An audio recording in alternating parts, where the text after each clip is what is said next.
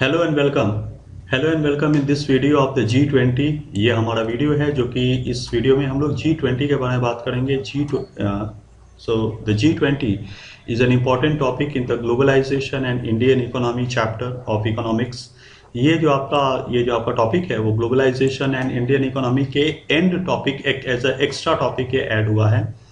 तो हम लोग इस वीडियो में G20 के बारे में डिस्कस करेंगे। Introduction about the member countries, about the summit, up to what in which year it was established, what are the summits, Indian summit which took place in 2023 in the Bharat Mandapam. ये हम लोग पूरी तरह से इस चैप्टर के बारे में बात करेंगे। साथ ही साथ 16 MCQ questions we are going to discuss in this video.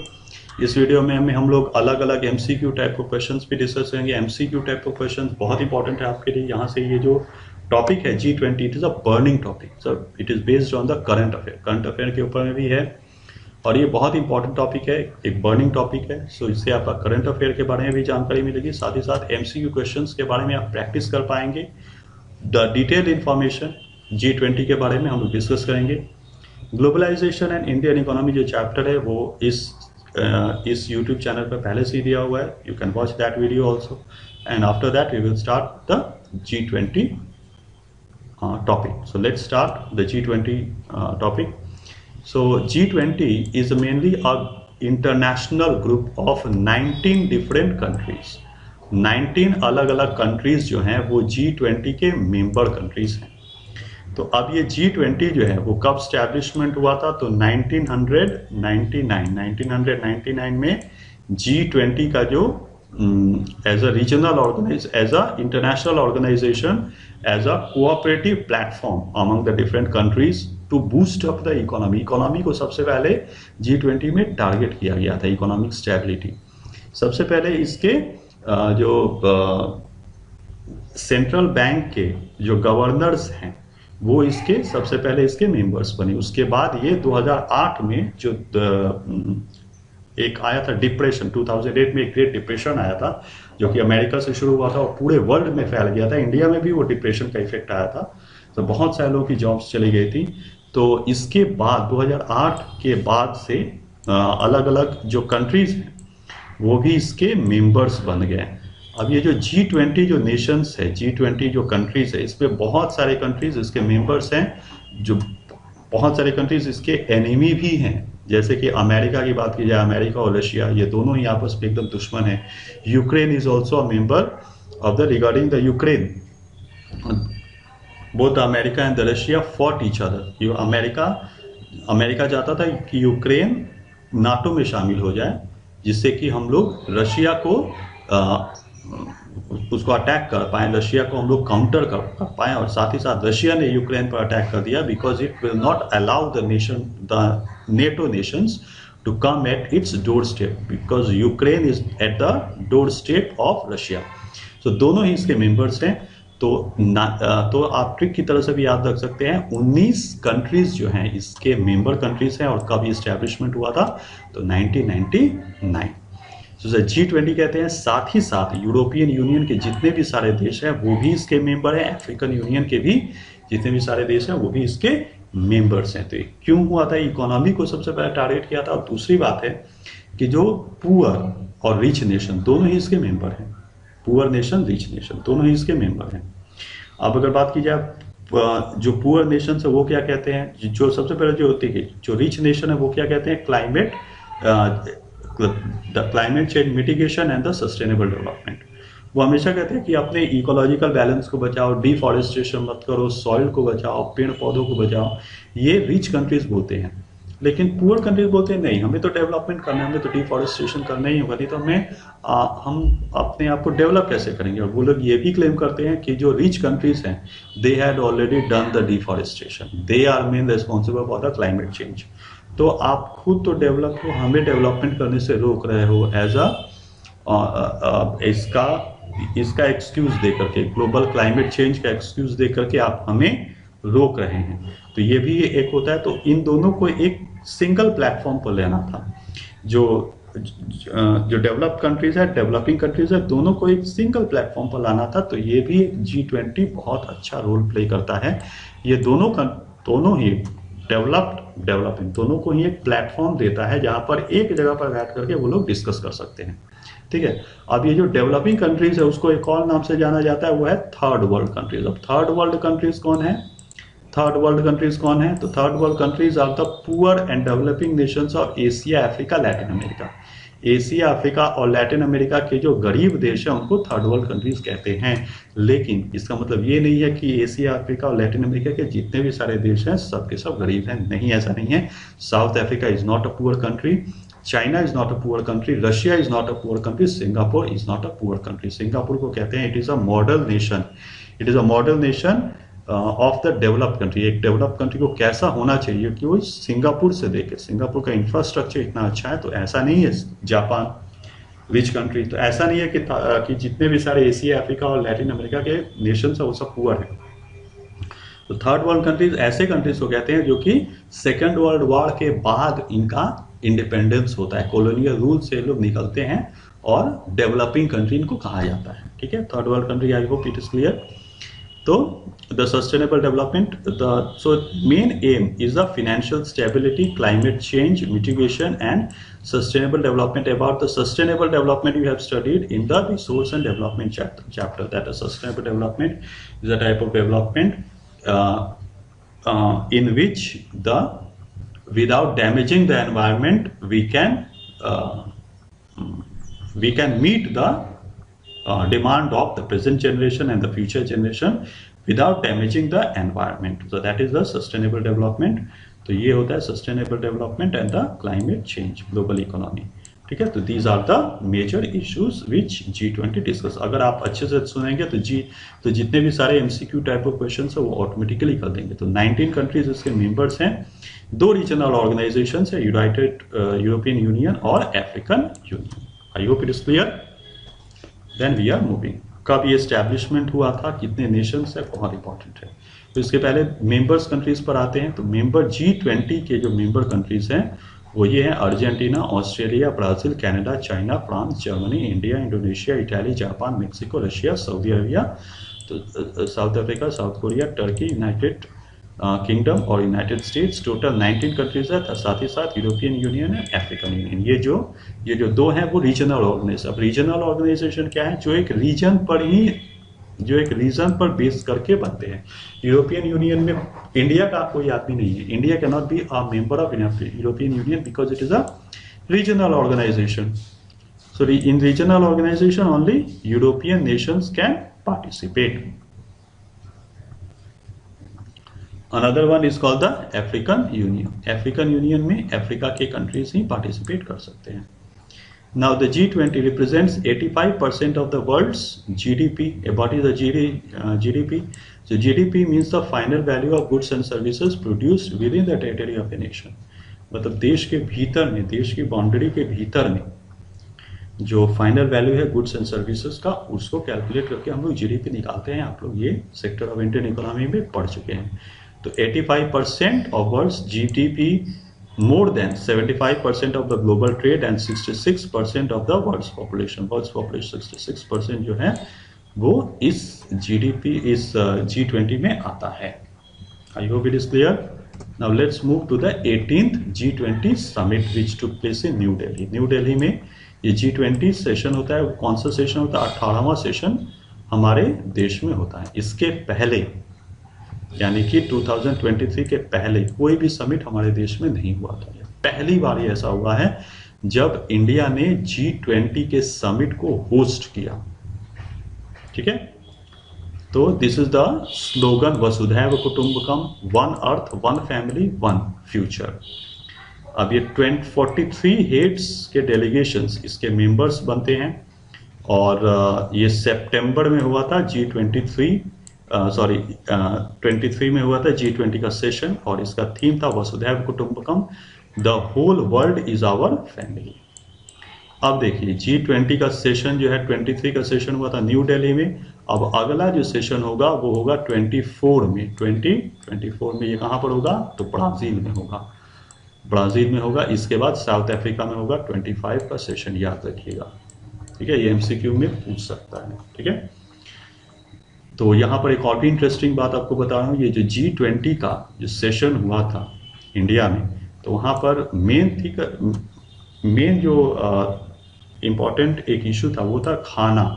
वहाँ के जो 43 डेलीगेट्स जो आए हुए थे उनको खाना क्या दिया जा रहा है। तो यहाँ पर मिलेट्स को सबसे ज़्यादा प्राइम मिनिस्टर मोदी ने पॉपुलराइज किया था, मिलेट्स। अब ये मिलेट्स क्या है? मिलेट्स जो है वो मोटे अनाज होते हैं, मोटे अनाज। इस मिलेट्स 3 तरह का मेनली होता है, ज्वार बाजरा रागी। इंडिया में पहले मिलेट्स ही होता था ग्रीन रिवोल्यूशन के पहले, ठीक है। तो ये जो मोटे अनाज जो होते हैं मिलेट्स, इसमें आता है ज्वार बाजरा रागी। इसमें न्यूट्रिशन वैल्यू बहुत ही ज़्यादा होता है, high in the nutrition value. कम पानी में हो जाता है, फर्टिलाइजर की इसमें ज़रूरत नहीं पड़ती है। अगर किसी को डायबिटीज़ है, हाई ब्लड प्रेशर है, तो या फिर कमजोरी है, तो मिलेट्स खाएं, सबसे अच्छा होता है मिलेट्स। ग्रीन रिवोल्यूशन के बाद प्रॉब्लम हुआ, मतलब वीट का प्रोडक्शन आगे बढ़ा, वीट का, फिर राइस का। ऑयल सीड्स में ग्रीन रिवोल्यूशन नहीं आया है, याद रखिएगा। एग्रीकल्चर चैप्टर को अच्छे से पढ़िए, इसमें आपको मिलेगा कि with the low rainfall, with the least fertilizer इसमें चाहिए नहीं, ऑटोमेटिक मिलेट्स हो जाते हैं। मोटे अनाज होते हैं, हाई न्यूट्रिशन वैल्यू होता है, ठीक है। एग्रीकल्चर में आप अच्छे से पढ़ लीजिएगा इसको। Now I hope that the general understanding about the G20 is clear to everyone. Now it is a time for the MCQ type of questions. MCQ type of questions, around 16 MCQ type of questions मैं आपके पास लेके आ रहा हूँ। First of all, try to solve it by yourself. अपने से पहले कोशिश करो, फिर I will tell the answer. So let's go ahead. So this is the first question. When was G20 established? Pause the video and try to solve this question by yourself. तो आई hope that you have answer the question. G20 establish कब हुआ था? तो मैंने शुरू में ही बताया था, G20 वॉज स्टैब्लिश्ड इन 1919। तो G20 जो है 1919 में शुरू हुआ था। फिनेंस मिनिस्टर्स को लेकर के, सेंट्रल बैंक के गवर्नर्स को लेकर, वो डेवलप्ड एंड डेवलपिंग नेशंस। क्योंकि डेवलप्ड और डेवलपिंग नेशंस के बीच में हमेशा ये गैप होता है। मैंने शुरू में ही बताया कि डेवलपिंग नेशन जो बोलते हैं कि हमें ज़्यादा एक्सप्लॉइट करता है, न्यू कॉलोनियल एक्सप्लॉइटेशन है, टेक्नोलॉजी के प्राइसेस बढ़ा दिए हैं, टेक्नोलॉजी हम लोग को इंपोर्ट करना पड़ता है, ग्लोबल ट्रेड होता है, उसमें डेवलप्ड कंट्रीज को ही ज़्यादा फायदा होता है, डेवलपिंग कंट्रीज को फायदा कम होता है। तो उन दोनों को एक ही प्लेटफॉर्म पर लाने के लिए G20 की शुरुआत हुई थी 1919 में, ठीक है। 2008 के बाद the different heads of the country also started meeting. जो हेड ऑफ द कंट्री है, कोई प्राइम मिनिस्टर है, कोई प्रेसिडेंट है उस देश का, वो भी आकर के मिलना शुरू करती हैं। अब ये देखिए, जो ये मीटिंग हुआ था 2023 में इंडिया में जो समिट हुआ था, वहाँ पर 2 देश एब्सेंट थे। 2 देश के जो प्रेसिडेंट है वो एब्सेंट हैं। एक है चाइना के शी जिनपिंग और दूसरा है रशिया के व्लादिमीर पुतिन। तो रशिया के साथ तो हमारा बहुत ही पुराना रिश्ता है, फ्रेंड रिलेशन है, लेकिन चीन का शी जिनपिंग है वो नहीं आया था, उनके जगह पर कोई और आया था। तो इससे क्या हुआ, इंडिया को ही कुछ फायदा ही हुआ, ठीक है। याद रखिएगा, हु वर एब्सेंट, तो Vladimir Putin and Xi Jinping, ठीक है। अब देखिए question number 2, which of the following statements is not correct regarding the G20? देखिए कौन सा है। A, now the G20 summits are attended by finance ministers. India never hosted, main aim is to eliminate poverty. It's, अच्छे से देखिए, आराम से हो जाएगा। देखिए सी नंबर इसका करेक्ट है। सी नंबर मैंने पहले ही बताया था। क्लाइमेट द फिनेंस को लेकर के ये शुरू हुआ था। Sustainable development and the mitigation of the global climate mitigation. तो इसका एलिमिनेशन ऑफ पॉवर्टी के लिए नहीं था। तो ये this is the incorrect. I hope you have done it correctly. Now, C number. Which of the following cities has organized the recent G20 summit? Everybody can answer. The correct answer is the D number, New Delhi. New Delhi at Bharat Mandapam. This is the answer of question number 3.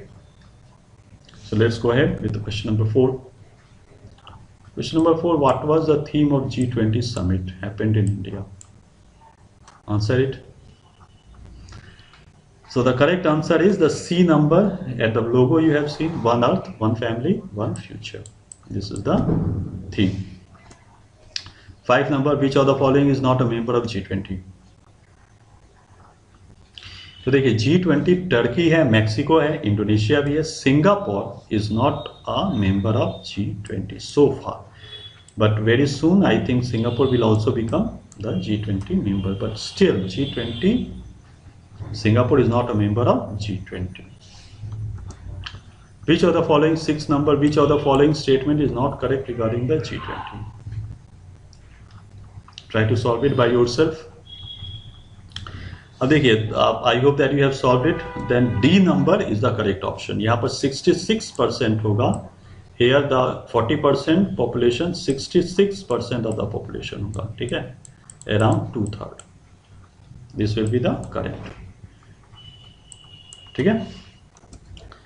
Where is the first summit of G20 took place? So G20 का पहला summit कहाँ हुआ था? ये answer it by yourself. एक hint दे रहा हूं आपको, सबसे richest country of the world में हुआ था. आई hope you have solved it. A is the correct option. सबसे पहले हुआ था वॉशिंगटन डीसी 2008 में. 2008 से the different heads of the country began to participate in the G20. ठीक है. To date how many summits has happened? तो 18 summit अभी तक हो चुका है. 18वां समिट जो है वो इंडिया में हुआ था, और अगला जो समिट होगा G20 का next, that mean 19th summit जो होगा वो ब्राजील में होगा. उसके बाद होगा South Africa 2025. I hope you have done it correctly. Now the 9th number. Which summit of the G20 summit occurred in India? India में कौन सा समिट हुआ था? Everybody can tell. B number. B number is the correct one. Now 10th number. What is the inspiration of G20 23 logo?